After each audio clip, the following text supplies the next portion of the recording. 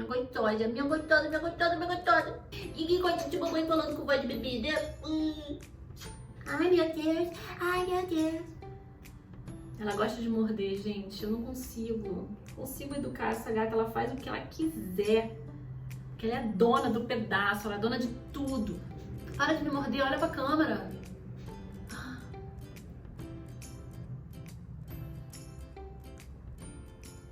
Oh, meu Deus.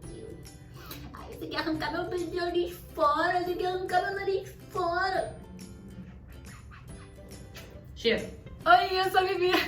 Vamos lá, vamos começar. Capítulo 14, gênero. O mais importante é você entender as expectativas do leitor. Ela acabou de morder minha bunda.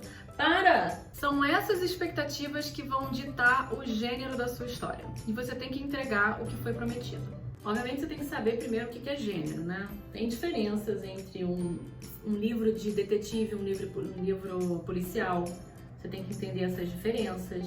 Quais são exatamente, não é mesmo? O importante é você entender as regras, estude todas as regras para você poder quebrá-las. Não, você tá me atrapalhando, você tá me desconcentrando. Eu fico aqui pensando na dor que é sentir a sua mordida.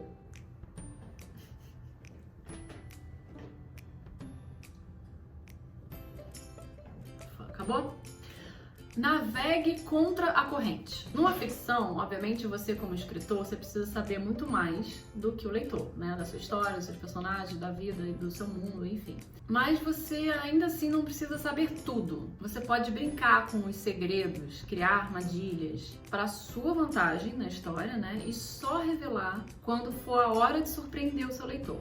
Para isso, você precisa sair da zona de conforto, da sua zona de conforto. Escreve algo fora da sua área, fora do que você está acostumado a escrever, pelo da mala. Fora da sua área enfim, de costume. Você costuma escrever só sobre só fantasia ou só terror? Escreve uma comédia, escreve um detetive, um policial, romance. Não gosta de escrever cena de romance? Não importa. Escreva uma cena de romance, de beijo, de diálogo, de amoroso, enfim, só para você entender que aquilo realmente está fora da sua área. Mas, olha que bonitinho, você escreve do seu jeito, da sua maneira de escrever. Você está acostumado a escrever universos fantásticos, né?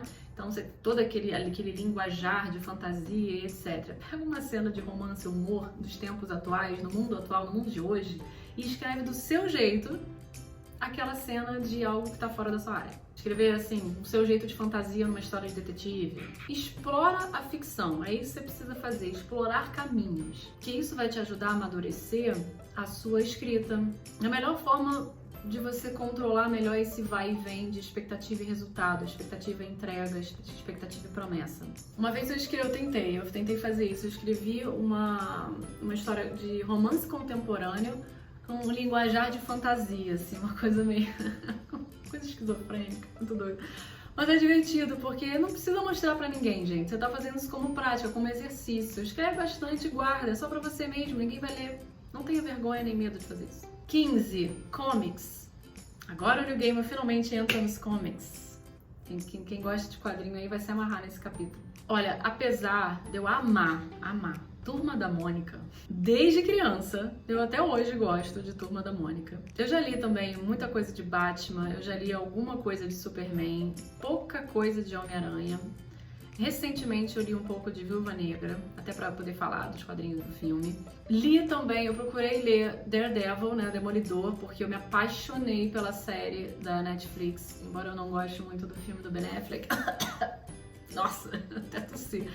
Mas da série eu sou apaixonada, é uma das minhas séries favoritas da Netflix até hoje, feitas pela Netflix, né? Eu tive que ler um pouquinho também de Demolidor, mas, dito tudo isso, eu confesso que quadrinhos, o mundo das comics, o mundo das HQs, é um pouco, sim, misterioso pra mim. Em termos de escrita, né, principalmente. Sabe aquele famoso punch da tirinha ou da página do quadrinho? Eu não sei se eu conseguiria tirar dentro de mim isso, assim, naturalmente. Mas também eu nunca tentei de verdade, né? Eu teria que parar pra escrever quadrinho e eu nunca realmente parei, tentei, fiquei horas ali estudando e treinando. Talvez eu até consiga, mas enfim. Naturalmente eu não sei se eu tenho em mim. Eu lembro até de ter brincado com quadrinhos na escola, uma, duas vezes. Eu tinha um caderno de imaginação na escola, né? e tudo que eu imaginava eu colocava em narrativas diferentes. Então eu fazia às vezes jogos, brincadeiras, labirinto para chegar no ponto, qualquer coisa que eu estivesse imaginando, eu fazia esses desenhos ou a escrita. E eu lembro de ter feito histórias em quadrinho. Eu tenho ainda esses cadernos com essas tentativas lá em casa. Eu nunca parei pra reler e eu confesso que, assim, 99% de chance de ser uma porcaria, então deixa pra lá. Mas eu lembro que os momentos de punch de quadrinho que eu lia na Turma da Mônica, que eu lia, enfim, no Superman, no Batman, e hoje em dia, quando eu pego os quadrinhos da Marvel pra ler, que eu não vi quando criança, só depois de adulta, eu entendo que existe sim na página, uma página da direita de punch line, né, que é aquilo que o punch é aquilo que você fala assim, é a grande virada, é a grande punch, é a grande que daquela história que faz você querer virar a página. E geralmente é aqui, né, na página da direita. Eu lembro que eu saco isso, eu consigo identificar isso nas histórias, mas eu não tenho essa noção de como fazer isso. E nesse capítulo, o Neil Gaiman foca nisso praticamente. Ele fala basicamente de Sandman, com qual foi a grande inspiração para ele criar essa história e como que ele dividiu essa história em blocos.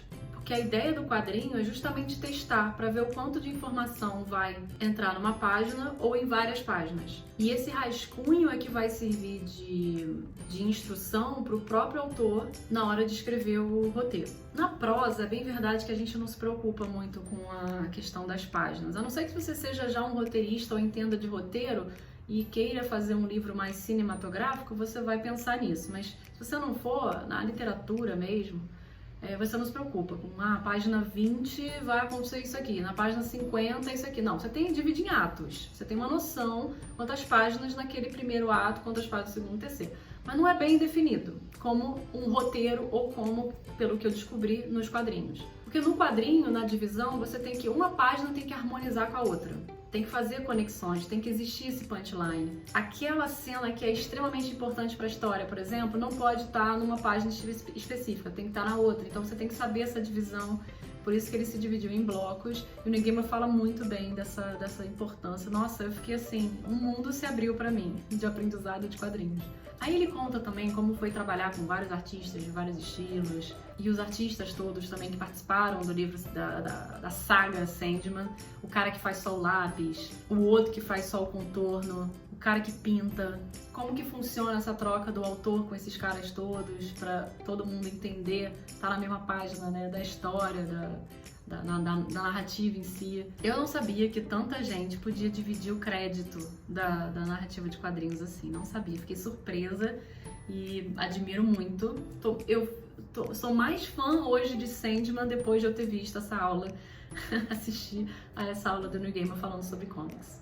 16. Lidando com o bloqueio do autor, do escritor. Esse é disparado um dos assuntos mais buscados para quem está começando a escrever, para quem quer entender melhor como sair desse bloqueio, por que ele acontece, de onde vem, do que se alimenta. O Neil Gaiman não vai ter resposta para isso totalmente, nem eu, ninguém sabe responder isso totalmente. Se falar que responde é papo de coach balela, não é verdade. Porém, a gente pode dizer que grande parte dessa resposta é que esse bloqueio se alimenta de procrastinação e insegurança.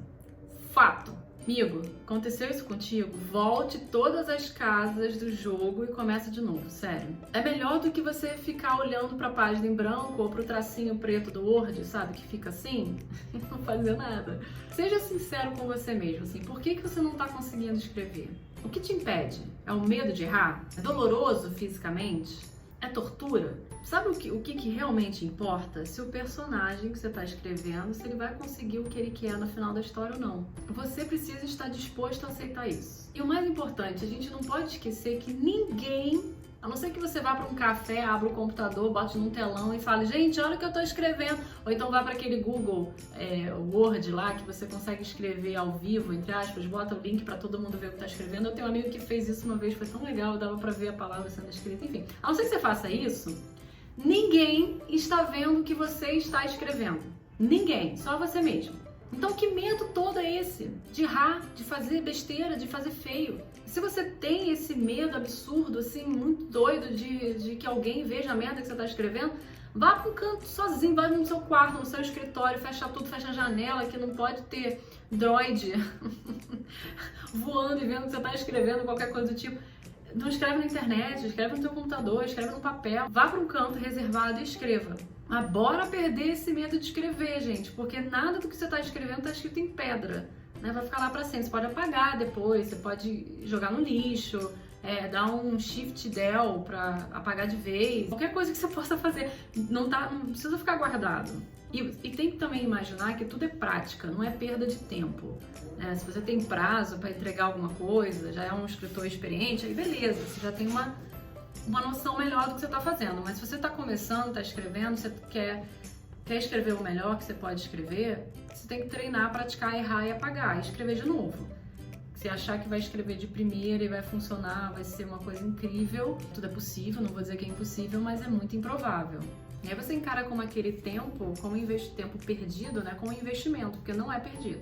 E é bom que você se dê um prazo para terminar as coisas, assim, pressão funciona, até certa forma funciona bem. O Neil conta que teve uma vez que ele teve que terminar um conto em poucas horas, e ele diz que ele conseguiu resolver conflitos e questões naquela história que ele não tinha conseguido em semanas tentando.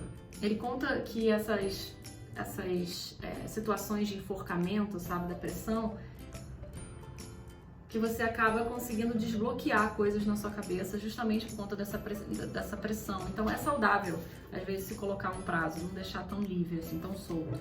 E mesmo se você não for aquele escritor que cria outline, né, que é a estrutura, uma espinha dorsal do livro, você precisa sair de um ponto ao outro, certo? Na história. Você vai do ponto A para o ponto B de alguma forma. E escrever ficção, o Neil compara como dirigir numa neblina com um farol quebrado. E realmente não dá para ver muito à frente. E é preciso dar um passo de cada vez. Agora a gente está quase finalizando, falta só, se eu não me engano, 17, 18, 19, vai ficar para o próximo vídeo. E é isso aí, espero que vocês estejam gostando. Se vocês perderam os vídeos anteriores, por favor, assistam, deem aqui o seu like, comentem. Eu não falo isso em quase vídeo nenhum, mas que isso fica subentendido. Eu quero saber de vocês o que vocês estão achando, se vocês têm essas mesmas dificuldades, o que vocês acham do resumo que eu estou fazendo das aulas do Neil Gaiman. E como que vocês são na escrita? O que vocês passam? Vocês passam por bloqueios também? Quero saber, conta aí pra mim, tá bom? Beijo, até a próxima. Fui!